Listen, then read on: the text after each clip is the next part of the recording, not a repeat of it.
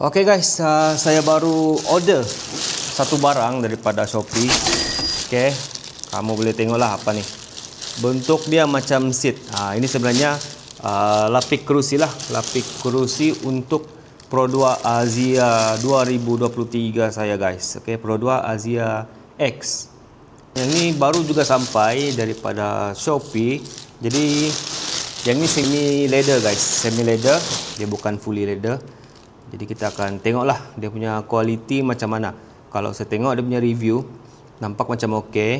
Cuma kita tidak tahu lagi dia punya material, bahan yang digunakan. Jadi kita unboxing lah, kita koyak terus.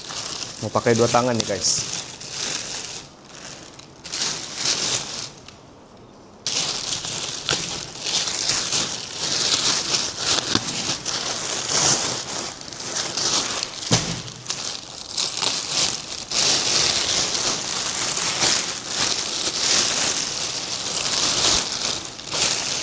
Kita keluarkan lah kan.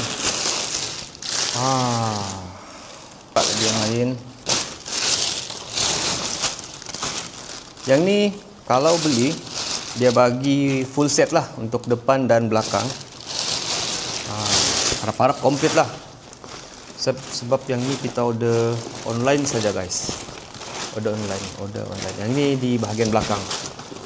Tapi kena ingatlah, kalau kita order untuk Pro 2 Asia X, dia akan dapat jenis Asia X. Kalau SE, kamu order yang SE. Sebab seat SE dan Advance sama, tapi seat SE dan X tidak sama. X sama dengan G.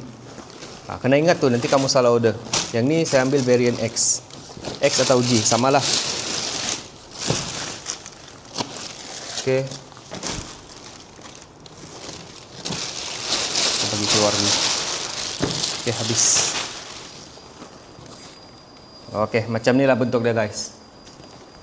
Dia punya material nampak. Yang ni dia bukan fully leather, dia semi lah, semi. Ada tulisan Asia. Okey, ini di bahagian tengah dia ada lain sedikit lah.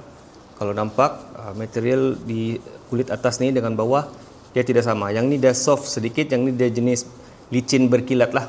Okey, mungkin yang jenis fabric ni dia jenis yang bernafas. Saya rasa lah. Okey, boleh nampak ah. Okey, jahitan dia pula agak kemas juga. Jahitan dia agak kemas. Yang ni saya cuba stretch. Okey, ini dengan line warna merah. Line dia warna merah. Tengah ni pun ada juga line merah. Okey, nampak ah? Ini bahagian belakang, dia jenis ada poket untuk simpan barang. Cuma yang saya perasan, sebab yang ni untuk seat depan. Okey, di atas ni ada tempat headrest kan, tempat kepala tu. Dia tidak lubang guys. Tidak lubang. Jadi yang ni pun saya ada nampak juga dalam review, kena buat lubang manual lah. Kita kena buat lubang sendiri, sukat dia punya lubang, tebuk, baru boleh pasang headrest tu. Okay, cara pasang ni nanti saya akan buat video lain lah. Sebab cara pasang dia macam perlu buka kerusi atau tidak, itu tengok dulu. Sebab kebanyakan saya tengok diorang buka kerusi depan ni. Buka, bawa cabut keluar, baru pasang lapik kerusi ni, seat cover ni.